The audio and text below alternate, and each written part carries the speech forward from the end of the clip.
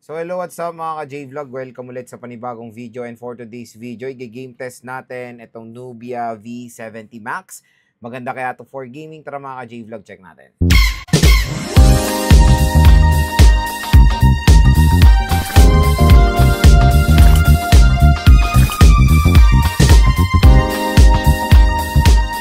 So bago tayo mag-start, ito yung quick specification, si Nubia V70 Max.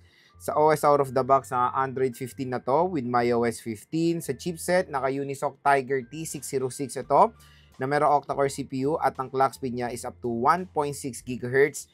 And sa GPU, naka-Mali G57 to. So 6 GB of RAM and 128 GB of internal storage. Pagdating sa battery, meron tong 6,000 mAh na removable battery na support ang 22.5 watt fast charging. At since 4 games lang ating iti-test, lahat to naka-full download yung resources and even yung Genshin ng COD. Yung COD ang pinakamalaki kinain ng storage dito. Almost 40 GB. Grabe, ang laki. 35 GB ang Genshin. 20 GB ang Mobile Legends. So, apat lang na install ko sa 128 GB of internal storage. So, try natin to. First, lalaruin natin is ML at ito ang ating settings. So, refresh rate high, graphics ultra, naka-on ng outline at shadow. At syempre, naka-full download na ang resources dito.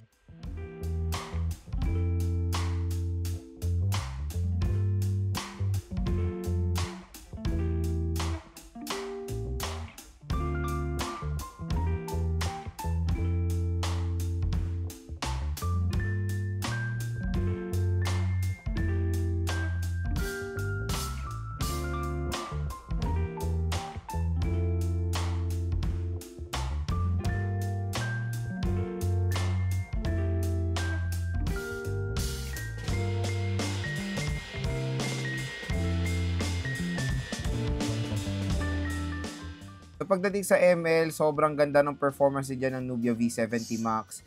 Talagang may enjoy nyo dito yung large display niya mga ka-J-Vlog. Grabe.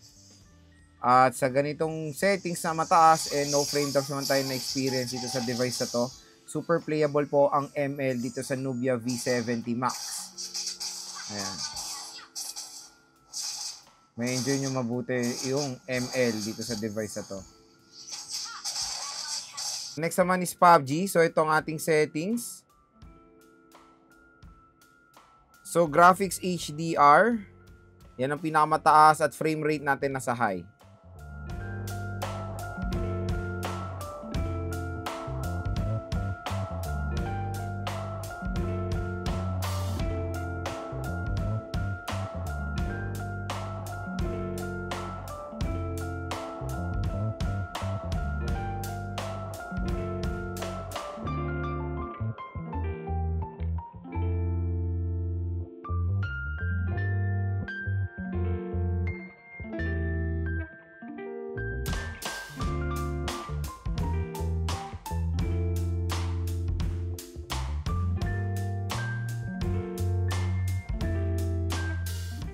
So, pagdating sa PUBG, again, ang pinakamataas sa settings is HD at available naman siya sa mataas sa refresh rate.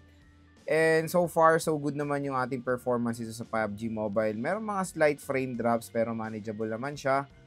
And when it comes sa movement niya, okay rin naman. Ayan, no? No hiccups naman or big problems sa in-experience dito. So, makakalaro naman din kayo ng mabuti ng PUBG Mobile dito sa Nubia V70 Max. Lalo-lalo ng ganitong kalaking aspect ratio. Sobrang comfortable maglaro. Ayan, no?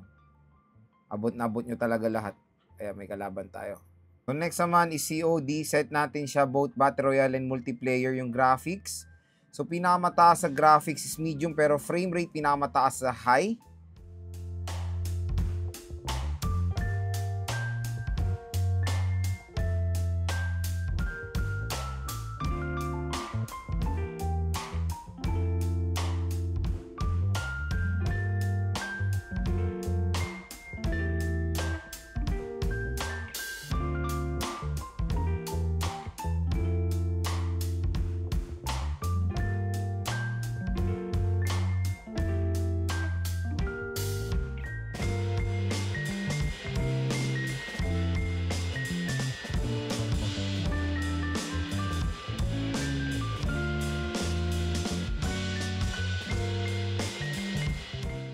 So pagdating sa COD, Battle Royale, medyo hindi smooth yung ano niya, yung frame rate niya. Kahit na naka-high frame rate tayo, hindi smooth yung ano niya, yung pag-set natin sa hindi kahit na naka-high refresh rate siya, hindi smooth yung frame rate niya mga J-Vlog. Pero nakakagalaw naman tayo kahit papaano. Wala namang malalang frame drop na nangyari. Merong mga few minor pero manageable naman siya at panigurado makakalaro naman tayo kahit papaano ng COD.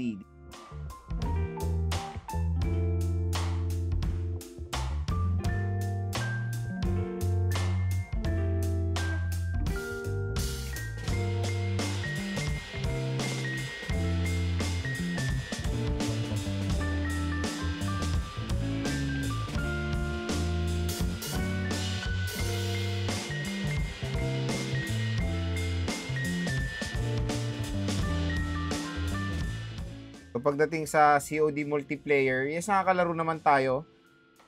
Pero hindi rin siya smooth. May mga frame drops tayo from time to time, even sa multiplayer dito sa Nubia Neo, sa Nubia V70 Max. Playable naman, pero yun, expect nyo na hindi po smooth siya. Okay, so next naman is Genshin Impact. Try muna natin na since game test naman to, try lang natin iset sa mataas na settings. So, graphics highest. High mo lahat yan. Available siya sa 60 FPS. And, low natin yung motion blur. Okay? Ayan, medyo nag-improve yung graphics. So, sinet natin sa mataas. Pero, let's try. Uy, slow movement. Slow movement siya, pero nakakagalaw naman kahit paano, pero hindi tayo nakaka-battle ng mabuti pag ganito ang settings. Sobrang nahihirapan yung device. Try natin i-off muna yung motion blur, pero naka-high settings pa rin tayo. So, graphics natin, ayan. Off natin yung motion blur. Let's check kung may pagbabago ba. Okay, so medyo nakahinga ng konti when it comes sa rotation, pero hindi pa rin smooth mga J-Vlog. Ayan o. High settings po ito. Ito yung sinasabi na kahit naka-set tayo sa 60, pero kung hindi naman kaya ng device is hindi naman natin magagamit yung full potential ng 60 FPS. Hindi siya smooth sa high settings. Let's try to set it sa pinakamababa. Okay, graphics natin, lowest, 30 FPS at naka-off ang motion blur. Ayan, medyo naging pixelated na yung graphics niya. Oops.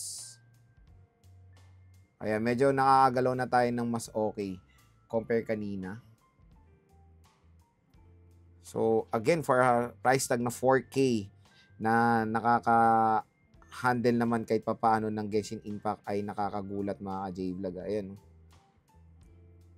So far, wala pa namang overheating. Naging warm lang yung smartphone, pero naman, manageable.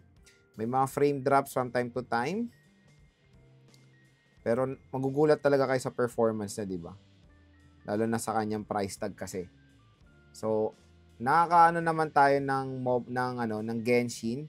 Ang pinaka-suggest natin na settings talaga is lowest. Okay rin naman, nakakagulat lang na kahit papaano ay nakalaro tayong Genshin dito. So yun mga ka-J-Vlog, ang ating game test dito sa Nubia V70 Max. So kung mapapansin nyo naman na yung mga tinest nating games ay playable naman dito sa device na to, even Genshin Impact. Nagulat ako sa Genshin na kahit papaano ay nakakalaro naman tayo. Pero again, always manage your expectations sa Genshin. Sa Genshin, nakakalaro tayo pero sa low lang tayo, mas okay, mas convenient yung graphics na yan. Nakaka-experience pa rin tayo ng frame drops from time to time. When it comes sa overheating issue, wala pa naman tayo na-experience sa masyadong overheat. Naging warm lang siya sa Genshin. Pero again, depende na rin yan sa room temperature kung saan kayo naglalaro. So dito medyo okay na may room temperature natin, naka-aircon tayo. Pero again, pag kunyari maglalaro kayo outdoor tapos sobrang init, there's a possibility yan din yung root cause kung bakit mabilis uminit ang smartphone. Pero dito sa Nubia V70 Max, nakakatuwa sa halagang 4,000 plus, kahit papano ay nakakalaro rin naman tayo ng mga games dito at na-handle niya rin naman sa matataas sa settings. Pero meron tayong mga na-experience sa frame drops from time to time. Ang nakakatuwa dito sa V70 Max is yung kanyang large display, mga ka-J-Vlog. So almost 7 inches, very comfortable ako naglaro sa device na to kasi ang laki ng display niya. Tapos sobrang kunat ng baterya netong smartphone na to. Sa kanyang presyo na 4K, naka 6GB of RAM and 128GB of internal storage. Sobrang sulit sa kanyang price segment. Kaya kung i-rate ko ang gaming performance ng Nubia V70 Max 1 ang lowest and ang high sa kanyang presyo na 4,000 to 5,000 pesos, ang score ko dito mga ka-J-Vlog na sa 9.5. So kung interested kayo dito sa Nubia V70 Max, ilalagay ko po yung link nito sa description box. I-check nyo na dahil napakasulit din ng device na to.